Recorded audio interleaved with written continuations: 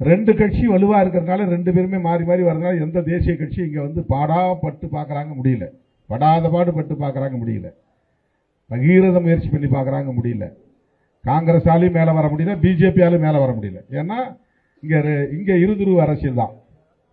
அந்த இருதுருவ அரசியல்ல மூன்றாவதா எந்த கட்சி உருவானாலும் அவங்களால 8% மேல போக முடியல, அல்லது 10%, அவ்வளவுதான். ராமதாஸ் அவர்களும் 8% போனாரு, வைகோ அவர்களும் 8% போனாரு, விஜயகாந்த் அவர்கள் 10% போனாரு, நாம் தமிழர் கட்சி 8% போச்சு. அதுக்கப்புறம் அவங்களால போக முடியல. இப்ப விஜய் 30% வந்துட்டார், 25% மேல. இது வலுவான ஒரு மூன்றாவது சக்தியாக களம் கண்டதனால் ரெண்டு திராவிட கட்சிகளுக்கு ஒரு பெரிய பின்னடைவு. சரி, மூன்றாவதா ஒரு கட்சி வந்ததனால் ரெண்டு திராவிட கட்சிகளுக்கு மாறி மாறி ஓட்டு போட்டுக்கிட்டு இருந்தவங்க அங்கிருந்து இங்க இருந்து ஷிஃப்ட் ஆயிட்டாங்க. எல்லா சமுதாயத்திலிருந்து மாறி ஓட்டு போட்டிருக்காங்க.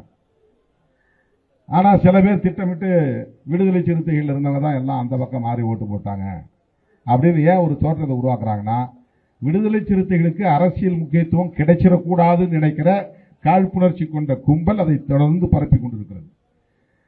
திருமாவளவனால தான் அந்த திமுக கூட்டணி ஜெயிச்சதுன்னு ஒரு நேரேஷன் இருந்துச்சு. தொடர் வெற்றி கிடைச்சிட்டே வந்துச்சு 3 முறை.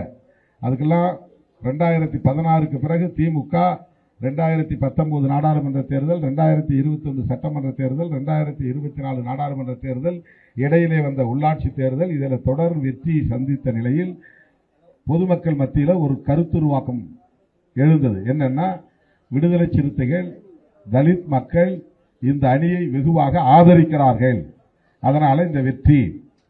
இதை உடைக்கணுங்கிறதுக்காகவே இதெல்லாம் அந்த பக்கம் போயிருச்சு. திருமாவளவன் இருந்த ஓட்டெல்லாம் அந்த பக்கம் போயிருச்சு.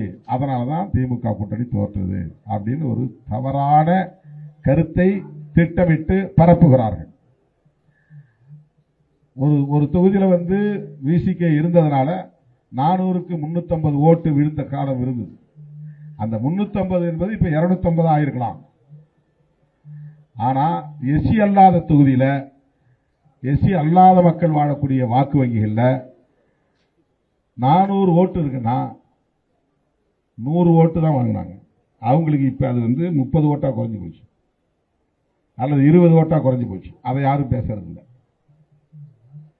0 கூட இருக்கு. இப்ப திருவதி ஸ்ரீரங்கத்தில் வந்து ஒரு பூத்துல வெறும் 5 ஓட்டு தான் டிஎம்கே வேட்பாளர் கிடைச்சிருக்கு. அது எஸ்சி பூத்தே கிடையாது. அப்ப இதுக்கு முன்னாடி அந்த பூத்துல திமுகவுக்கு எவ்வளவு ஓட்டு கிடைச்சது, ஏன் இப்ப 5 ஓட்டு கிடைச்சது? அவங்க எல்லாம் யாருக்கு ஓட்டு போட்டாங்க? என்ன நேரேஷன், என்ன ஒரு என்ன ஒரு தோற்றத்தை உருவாக்குறாங்கன்னா, விடுதலை சிறுத்தைகள் அங்க வர்றது, இங்க இருந்து இந்த அணி தோற்று போனதற்கு விடுதலை சிறுத்தைகளுக்கு வாக்களித்தவர்கள் மாறி அங்க ஓட்டு போட்டாங்க. அதாவது எஸ்சி மக்கள்லாம் சினிமா மோகத்துக்கு ஆளாகி ஓட்டு போட்டாங்க. இது ஒரு தோற்றம். இந்த மக்கள் வந்து அரசியல் படுத்தப்படாதவர்கள் மாதிரியும், ஒரு காலத்தில் என்ன பண்ணாங்க, ஓட்டுக்கு காசு வாங்கிட்டு போட்டாங்கன்னாங்க. இப்ப டிவிக்கே ஓட்டுக்கு காசே கொடுக்கல, அவங்க ஜெயிச்சுட்டாங்க. அந்த குற்றச்சாட்டை உங்களால சொல்ல முடியல. சினிமா மோகத்தில் போட்டாங்க. அதே ஊர்ல பூத்துல தலித் அல்லாதவர்களுடைய பூத்துல எடுத்து பாருங்க, எவ்வளவு ஓட்டு டிவிகேவுக்கு விழுந்திருக்கு, எவ்வளவு ஓட்டு டிஎம்கேவுக்கு விழுந்திருக்கு, அது தெரியும். இன்றைக்கு 59 இடங்கள் திமுக வெற்றி பெற்று இருக்கிறது என்றால் அதுவும் விடுதலை சிறுத்தைகளின் பங்களிப்பு தான் மகத்தானது என்பதை சொல்ல நான் கடமைப்பட்டிருக்கிறேன். அதை கூட அந்த அளவுக்கான எண்ணிக்கையை தக்க வைத்ததில் சிறுத்தைகளின் பங்கு மகத்தானது. அதை யாரும் சொல்ல மாட்டாங்க. ஏன் சொல்ல மாட்டாங்கன்னா, விடுதலை சிறுத்தைகளுக்கு கிடைக்கிற முக்கியத்துவம் அவர்களால் தாங்கிக் கொள்ள முடியவில்லை. நாம யாரும் சொல்லல, அவங்களா வந்து என் பேரை ப்ரப்போஸ் பண்றாங்க.